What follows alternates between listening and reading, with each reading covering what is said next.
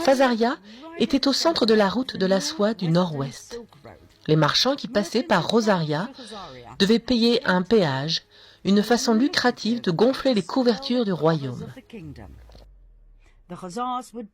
Les dangers étaient différents de ceux des peuples des pays voisins. Ils étaient décrits comme des voleurs et des espions. On disait qu'ils étaient des gens sans loi, qui vivaient une vie de péché, d'extrémité sexuelle et de cruauté. Ils assassinaient les voyageurs d'autres pays et adoptaient leur identité. Ils étaient maîtres dans l'art de la tromperie.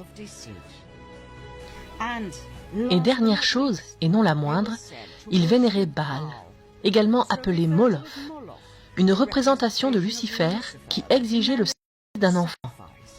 En retour, Baal devait les récompenser avec des richesses, de la gloire et de la fortune.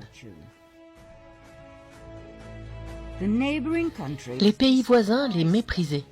Ils détestaient leurs rituels sacrificiels au cours desquels ils jetaient les bébés dans les flammes ou les dés pour boire leur sang et manger leur chair, prétendant que cela leur donnait une puissance et une énergie incroyables et une jeunesse éternelle. Poussé par ces peuples environnants, le dirigeant russe savait qu'il devait faire quelque chose. En l'an 600, il a averti leur roi, Boulan, que leur pratique luciférienne devait cesser. Il lui a dit qu'il devait se convertir au judaïsme, au christianisme ou à l'islam. Le choix lui appartenait. Boulan a choisi le judaïsme, mais il ne s'est pas vraiment converti. Il a simplement pris des éléments du judaïsme et les a forgés dans sa propre croyance luciférienne. Le roi Boulan et son peuple ont continué à vivre et à prospérer.